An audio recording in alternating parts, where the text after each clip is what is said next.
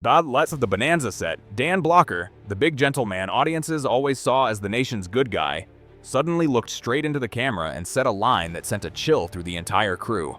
If you knew how those so-called Hollywood legends really treated people of color, you'd stop calling them legends. No one expected such words to come from Blocker, a man known for his kindness, free of scandal and drama. But it was that very gentle giant who had seen most clearly what audiences were never meant to witness. Blocker had watched elegant stars, adored worldwide, dismiss a black choreographer simply because they didn't like that skin color. He had heard suave matinee idols once worshipped by the public send memos ordering, "Never let a Negro stand on equal footing with me," and he had stood frozen as another legend treated Mexicans, indigenous people, and black people like dust beneath his feet right in front of the entire crew. Golden Age Hollywood looked like a dream, but Dan Blocker knew the truth. That dream was built on fear, silence, and whispered slurs behind the scenes. Which of Hollywood's 10 greatest legends were the cruelest racists once the spotlights went out? And what secret compelled him, the kindest soul on Bonanza, to step forward and expose everything? The answer is in the video. Watch until the end, because the last person will surprise you the most. 10. Audrey Hepburn, the silver screen angel and the silent prejudice. In the public eye, Audrey Hepburn was always the embodiment of elegance. The iconic little black dress, the de-eyed gaze, the gentle smile that could soften the whole world. Hollywood called her the walking angel. Fashion houses worshipped her as an unshakable aesthetic ideal. UNICEF regarded her as an immortal humanitarian symbol. But Dan Blocker once said a line that left many stunned. "Not every angel has white wings." Behind that saintly exterior, Hepburn carried a layer of quiet prejudice known only to insiders. During the production of My Fair Lady, when the studio proposed hiring a black choreographer who was rising thanks to his exceptional talent, Hepburn flatly objected. The reason is recorded in the crew's internal notes. "I'm not comfortable working with him." A short sentence, yet enough to end an artist's prospect simply because of his skin color. Even more shocking was Blocker's account of private conversations among celebrities at fundraising events where Hepburn, UNICEF's public face, allegedly requested the removal of images of black children from major media campaigns. Why? Their faces were not aesthetically fitting and not impactful. To UNICEF staff at the time, such a request felt like a blade cutting into the organization's mission, helping all children regardless of race. But what angered Blocker the most was a remark Hepburn let slip backstage at a studio party when Sidney Poitier, the first black man to win the Best Actor Oscar, a symbol of talent and intellect, was mentioned. "He's too black to play a romantic lead." A sentence light as a breeze, yet heavy as tons of stone, hurled at a generation of actors of color striving to find their place in a white-centric Hollywood. The contrast between the image of Fairy Audrey and these alleged hidden biases was something Blocker could never forget. He once told a colleague, "I don't hate Audrey. I hate how we glorify an icon without daring to look at its shadow." Hepburn did not shout discrimination like some stars. She didn't write memos banning black people from coming near, nor did she use slurs on camera. But it was the silence, the polite, refined forms of exclusion that made prejudice more insidious. And to block her, sugar-coated discrimination was still discrimination, perhaps even harder to confront because people refused to believe it existed. But the next name is an even starker paradox. A man the world hails as a progressive activist, yet whose private diary made Dan Blocker exclaim he fought for justice only when the cameras were rolling. 9. Marlon Brando, the part-time activist. Marlon Brando, immortal as Don Corleone, the rebellious artist, the outspoken supporter of civil rights once praised by the media, has long been seen as the emblem of progressive Hollywood. When he sent Sachin Little Feather to accept his Oscar in protest of Hollywood's treatment of Native Americans, the whole world applauded as if a saint had stepped onto the red carpet. But Dan Blocker, who had worked closely with Brando at various backstage events, had another name for him, an activist, only when there's an audience, because the truth was never as glamorous as the speeches on stage. In Brando's personal diary, pages never meant for public eyes, he referred to Martin Luther King Jr. as a product of the media, as though the civil rights movement wasn't the life and death struggle of millions, but merely a publicity campaign. Blocker said he heard the same idea straight from Brando at a closed-door party, where the veteran actor shrugged at the mention of MLK. He's no different from an image crafted for television. But if that wasn't shocking enough, the financial records were what finally destroyed Blocker's faith. While Hollywood hailed Brando as a voice for minorities, he was secretly channeling money into an organization opposing interracial marriage, a group that fueled fear of people of color under the slogan of protecting cultural purity. No one outside knew. No one imagined that the man who spoke for justice was funding the very injustice he denounced. And perhaps the moment Blocker realized Brando wasn't the man the public wanted him to be, came backstage at an award show. Internal notes indicate Brando refused to present an award to a black artist, claiming it was inappropriate for the ceremony. Blocker recalled hearing Brando say outright, "It's fine if a black person wins, but standing next to me on stage, not yet." A line that froze the entire tech crew in place. To audiences, Brando was the one brave enough to confront Hollywood for the sake of the oppressed. To Dan Blocker, he was merely a star who could act the role of the good man as convincingly as any character he ever played. And if Brando was a half-baked hero, the next name on Blocker's list was anything but. This man didn't pretend to be kind, didn't perform progressiveness. He openly believed himself a member of a superior race. 8. John Wayne. The classic case of white supremacy in Hollywood.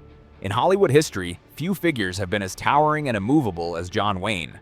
He was the nation's cowboy, the face of patriotism, the masculine icon America cherished for generations.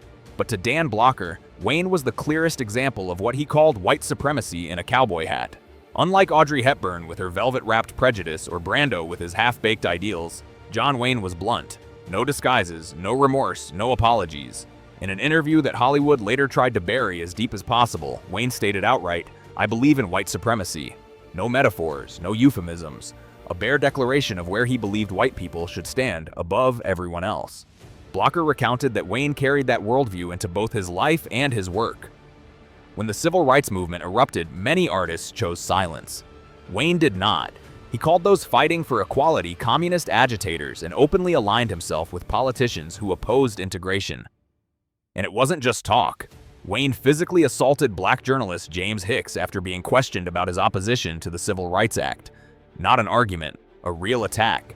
2 witnesses confirmed it. What chilled Blocker the most, however, lay deeper in the way used his power to distort history. While making the Alamo 1960, Wayne instructed the writing team to erase the contributions of Mexican fighters, calling their inclusion colored propaganda. A single note from him was enough to force the entire crew to revise the script, reshaping history into a version that matched his worldview. White men as the sole heroes, and the system extended beyond the screen. Wayne's production company, Batjack Productions, enforced a whites-only hiring policy for years. Any application from black, Mexican, or Native American candidates was dismissed immediately. Qualifications irrelevant. Skin color decided everything. To audiences, John Wayne was the immortal symbol of classic America. To Dan Blocker, he was a reminder that Hollywood doesn't just tell stories, it molds ideology, and Wayne used his power to spread poison. If John Wayne was the man shouting supremacy from the biggest podium, the next name on Blocker's list is someone the public never suspected. A delicate, sweet icon whose red lipstick hid a machinery of contempt that many victims still shudder to recall. 7. Judy Garland. Beneath the red lipstick was a real machinery of contempt. Judy Garland appeared before the public as a fragile girl with the glistening sad eyes of the Wizard of Oz and a voice that melted the world. Hollywood liked to call her the most delicate soul of its golden age. But according to Dan Blocker, there was another Judy entirely. One no article, no legend, no Technicolor reel ever wanted to mention. Blocker once said, "There are people who are cruel with a punch." Garland did it with a shrug and a contemptuous glance. On the set of The Harvey Girls, Garland demanded that a black dancer be fired immediately simply because he accidentally brushed the fringe of her costume. No sabotage, no disrespect, just a light touch. The incident was recorded in MGM's disciplinary files, and Blocker heard from multiple staff members that Garland reacted as if he had committed a grave offense. But the event that truly enraged Blocker happened during one of Garland's major shows in the early 1960s. Moments before she went on stage, the show's director informed her that a group of black audience members were seated in the front row, holders of the highest-priced tickets. Garland exploded, shouting at the staff, "Move them down! I'm not singing in front of those monkeys!" The room froze. No one could believe those words came from the voice that had lulled America for 2 decades. Yet, her demand was still carried out by inviting the group to change seats to avoid displeasing the star. And then there was Sammy Davis Jr., colleague, co-performer, one of the era's most prominent black entertainers. At a private party, when Davis approached to greet her, Garland dropped a slur that turned the entire table to stone. Not drunken nonsense. According to Blocker, it was the tone of someone convinced she stood high enough to say anything without consequence. The bitter irony was that Judy Garland's public image had always been painted as a symbol of empathy, sorrow, and a tender heart. But Blocker, who heard the whispers behind the curtains, said, "Nothing is crueler than someone who plays the victim beautifully but turns others into targets." Garland didn't need to write discriminatory policies or wave supremacist flags. She had star power and Hollywood bowed to it. If Judy Garland taught Blocker that sweetness can hide poisonous thorns, the next figure showed him a different danger entirely. Those who cloak themselves in progressive freedom, while a whole architecture of prejudice sits beneath the polite smile. 6. Paul Newman. A liberal exterior, a quietly discriminatory mind. Paul Newman. Those legendary blue eyes, the smile soft enough to melt the ozone layer, the masculine icon of so kind it almost hurts, is remembered as one of Hollywood's most good-hearted stars. He raised money for charity, supported the poor, and launched a food brand that donated 100% of its profits. No one imagined Newman would appear on Dan Blocker's list, but Blocker once sighed and said, "There's no racism more painful than the kind disguised as kindness." Newman was the perfect example in the racing world where he owned a team and invested heavily. Newman was praised as the man who brought sportsmanship into Hollywood, but reality was far harsher. Team documents show Newman banned black drivers entirely, and that policy lasted until 1969, long after the civil rights movement had shaken the nation. Not due to lack of talent, not due to lack of candidates, simply because Newman believed they were not a fit for the team's image. And then came the part that truly disappointed Blocker, Newman's private journal entries. There he described Jim Brown, the era's standout black football star and actor, using prejudice terms. Rough, dangerous, doesn't belong in my Hollywood. A Newman the public never saw. A Newman who appeared only when the cameras were off. What angered Blocker most was that Newman didn't keep his prejudice confined to his thoughts. He acted on it. He once campaigned against school integration programs in Connecticut, writing letters opposing black and white children sharing classrooms because it could create social instability, an argument indistinguishable from those used by the conservative politicians he publicly criticized. Blocker said he once believed Newman genuinely wanted to make Hollywood better, but after seeing the way Newman categorized people by skin color, he realized there are people who shout about freedom because they don't want to be called conservative, not because they believe in equality. Paul Newman remained handsome, charitable, praised as a symbol of decency. But to Dan Blocker, that beauty only made his dark side more dangerous because everyone assumed those blue eyes could hold no shadows. And the next name on Blocker's list is the perfect example of another kind of hypocrisy. When progressiveness is nothing more than a glossy coat of paint over a wall already rotten inside. 5. Frank Sinatra. The progressive image was only a coat of paint. Frank Sinatra, old blue eyes, the man whose voice could lull the world to sleep. The icon of style, coolness, and the kind of progressiveness Hollywood liked to flaunt like jewelry. He posed with black artists, stood on stage with them, and was often praised as someone who fought racism ahead of his time. But Dan Blocker, who attended many of Sinatra's backstage gatherings, said something that left people speechless. Sinatra was great at standing next to black people as long as the cameras were on. The rest wasn't as pretty as the love songs he sang. In the Sands Hotel records, where Sinatra performed regularly, there was a peculiar clause few ever noticed. Black singers were forbidden from headlining the main room on peak nights.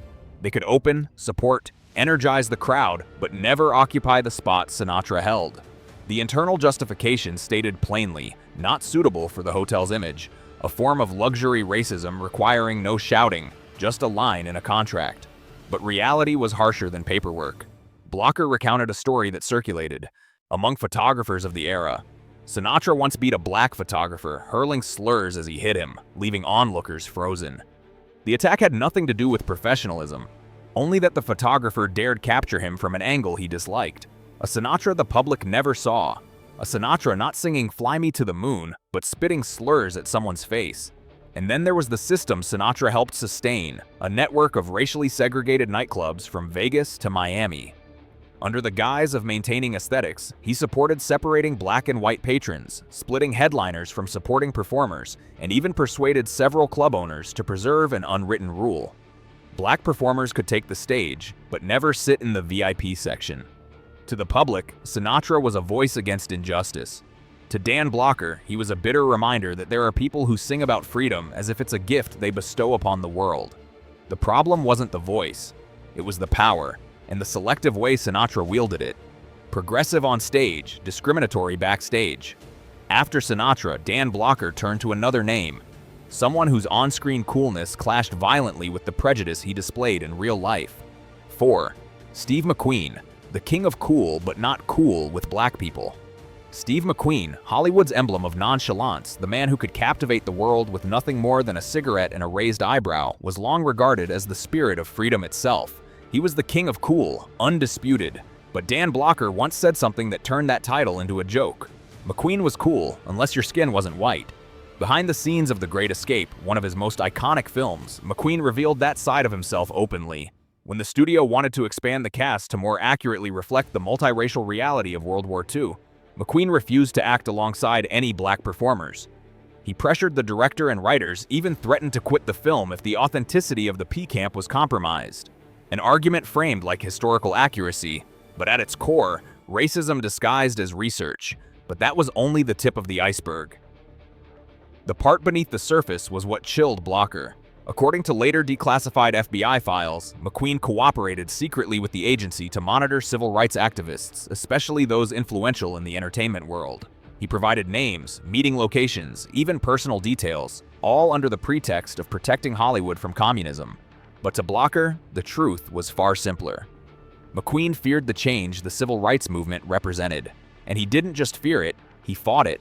In the 1960s, as Congress debated the Civil Rights Act, a landmark effort to end legal segregation, McQueen openly sided with the opposition.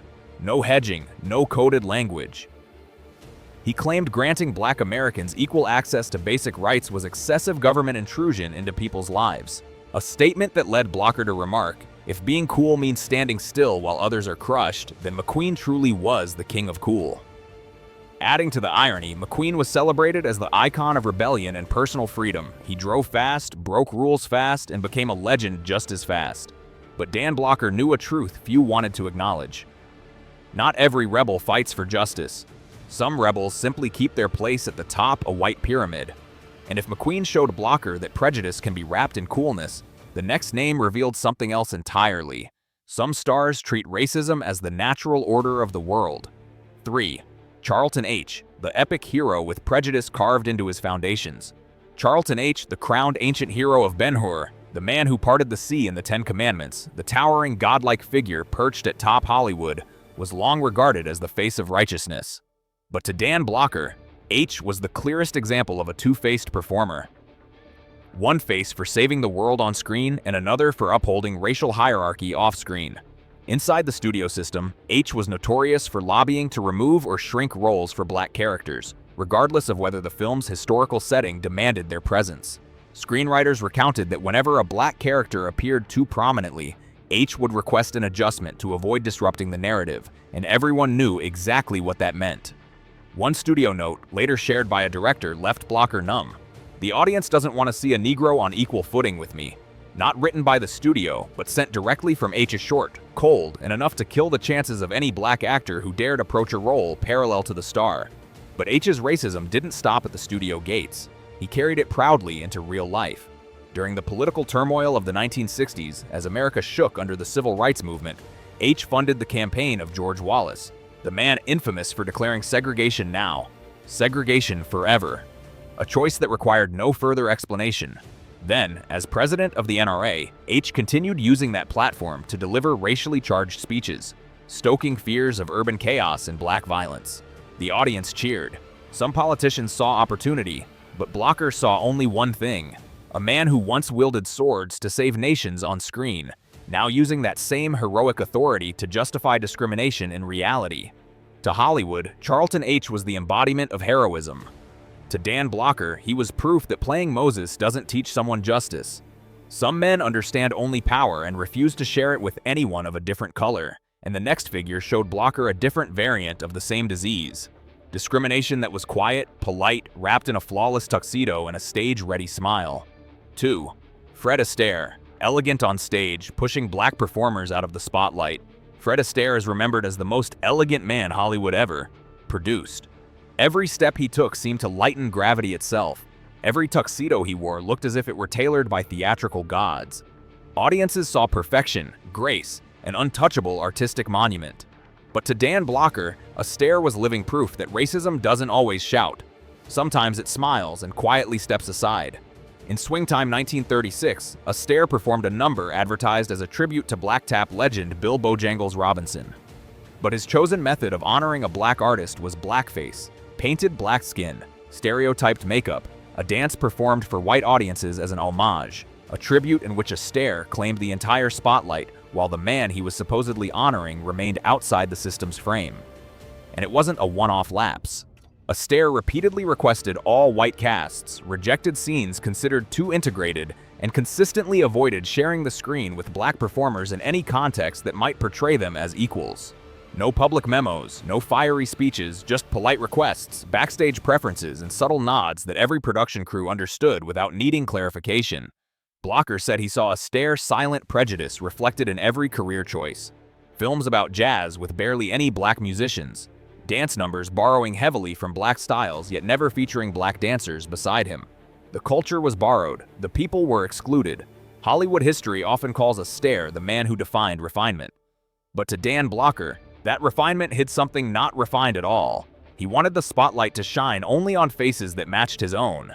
And if Astaire used elegance to mask his invisible lines, the final name on Dan Blocker's list revealed something even harsher.